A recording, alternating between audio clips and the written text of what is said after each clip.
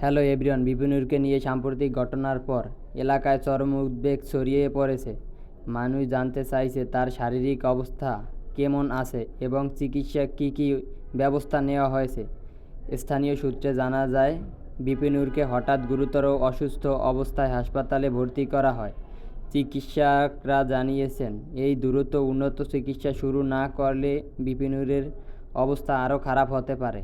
এই প্রসঙ্গে ডক্টর ইউনূসের জরুরি ভিত্তিতে বলেছেন, বিপিনুরকে বর্তমান অবস্থায় দেশে চিকিৎসা যথেষ্ট নয়, তাকে বিদেশে পাঠানো ছাড়া বিকল্প নেই। তিনি আরও জানান, বিপিনুরকে উন্নত সেবা দেওয়ার জন্য দ্রুত উদ্যোগ নেওয়ার দরকার।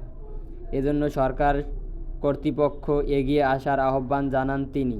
বিপিনুরের পরিবার জানিয়েছেন, তার বিদেশে পাঠানোর জন্য প্রস্তাব আছেন, তবে সরকারি সহায়তা ছাড়া এত বড় চিকিৎসা খরচ বহন করা সম্ভব না। স্থানীয় মানুষের মনে করেছেন, বিপিনুর শুধু একজন ব্যক্তি নন, তিনি সমাজের একজন সচেতন নাগরিক। তাকে সুস্থ করে ফিরিয়ে আনার আমাদের সবার দায়িত্ব। এখন জনমনে একটা প্রশ্ন ঘুরছে, কবে নাগাদ বিপিনুরকে বিদেশে পাঠানো হবে এবং কবে তার সুচিকিৎসার জন্য বিদেশে পাঠানো হবে।